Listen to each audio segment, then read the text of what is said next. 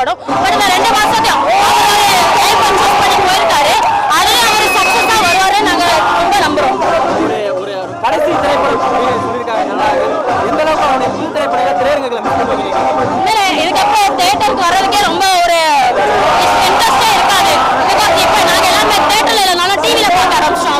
அவரை என்ன பேசுறாரு, நெக்ஸ்ட் மக்களுக்கு என்ன நல்ல விஷயத்த கொண்டு வர போறாரு, இதெல்லாம் பண்ணிட்டு இருக்காரு. நாங்கள் டிவியில பார்த்துருக்கோம். பிக் ஸ்கிரீன்ல மிஸ் பண்ணாலும் கண்டிப்பா நாங்கள் டிவியில அவரை ரொம்பவே பார்த்துருக்கோம்.